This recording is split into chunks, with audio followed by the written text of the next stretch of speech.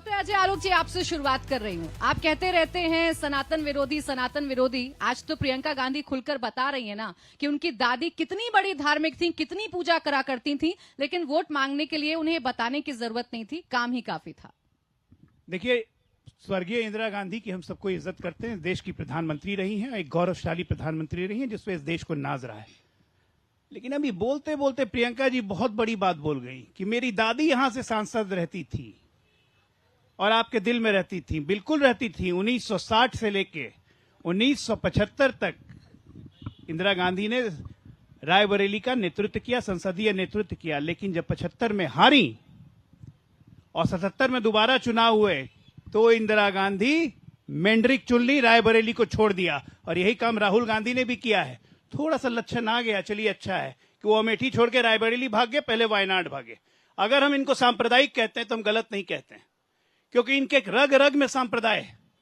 आप इनका निकालिए जरा मैनिफेस्टो, अब तमाम दलों का मैनिफेस्टो निकाल लीजिए। बगल में मेरे आरजेडी के मित्र हैं, जेडीयू भी है, आम आदमी पार्टी भी है, हमारी पार्टी भी है। किसी पार्टी ने अपने मैनिफेस्टो में आधा पन्ना अल्पसंख्यकों पे डिवोटेड किया है कि हम आएंगे तो एम्पावर करेंगे लॉ बोर्ड को, पर्सनल लॉ बोर्ड को एम्पावर करेंगे, हम इंश्योर करेंगे कि बैंक मुसलमानों को हमेशा अच्छे तरह से ऋण और लोन दे ताकि उनकी आर्थिक प्रगति की जाए। और तो और कर्नाटका देख लीजिए ना, हाल का हाथ कंगन को आरसी क्या, गजट नोटिफिकेशन करके मुसलमान की तमाम जातियों को सबको ओबीसी में डाल दिया। तो मैं यहां पूछना चाहूंगा बगल में आज्ञा जी से कि आज्ञा जी, कांग्रेस सरकार में आएगी, आप सहयोगी रहिएगा, यहां भी वही कीजिएगा तो यादव कहां जाएगा, कुर्मी कहां जाएगा, कोयरी कहां जाएगा? ओबीसी तो यही 3 जात है, बाकी तो अति पिछड़े हैं। मंशा क्या है आपकी?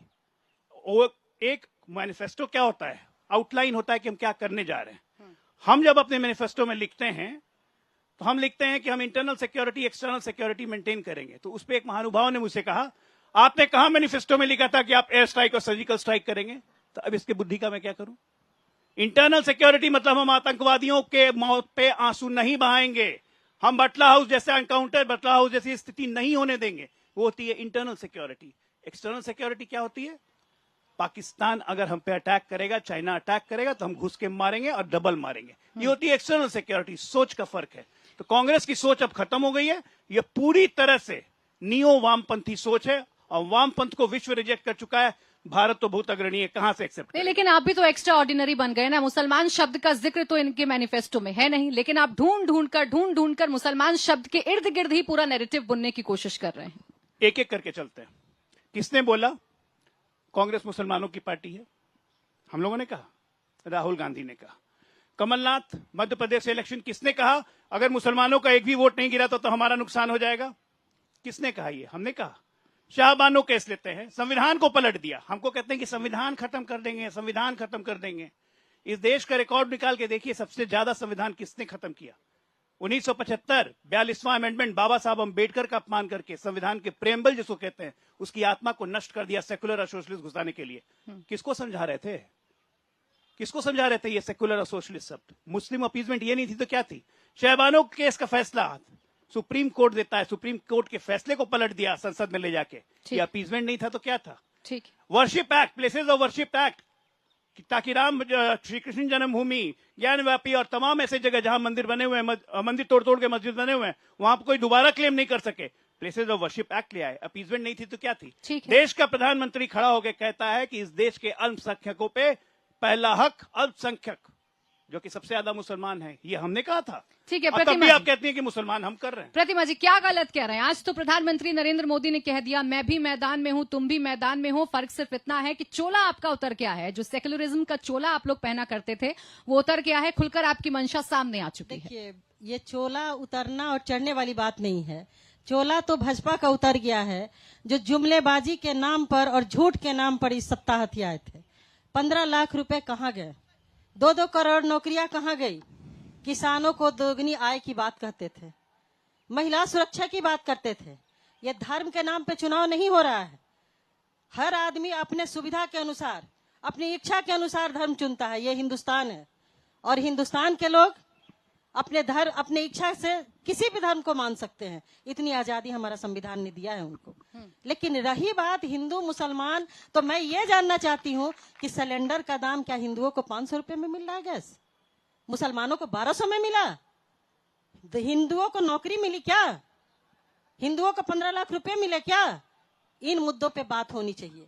ये हमारा घोषणा पत्र है। ये घोषणा पत्र नहीं है बल्कि ये संकल्प पत्र है देश के उन तमाम लोगों के लिए जो देश में रहते हैं, जिसमें महिलाएं भी हैं, श्रमिक भी हैं, किसान भी हैं, मजदूर भी हैं, बच्चे भी हैं, नौजवान भी हैं। ये नहीं कि जो 15-16 साल के लिए सैनिक जाते थे वो जवानी में गए और जवानी में ही रिटायर हो गए।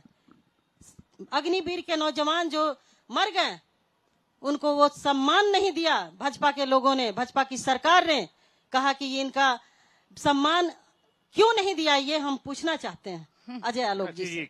दूसरी बात यह है कि 15 लाख रुपए हमारे कब मिलेंगे? 10 साल हो गया, अभी तक 30 लाख हो गए रहते। लेकिन इसी मैनिफेस्टो में जो पर्सनल लॉ की बात हो रही है उस पर भी तो जवाब दीजिएगा ना कि किसके पर्सनल लॉ, किसके धार्मिक आजादी के आधार पर आप ये करेंगे। पहले तो मैनिफेस्टो में तो आप ही ने लिखा है, उन्होंने अगर पकड़ लिया तो क्या गलत किया?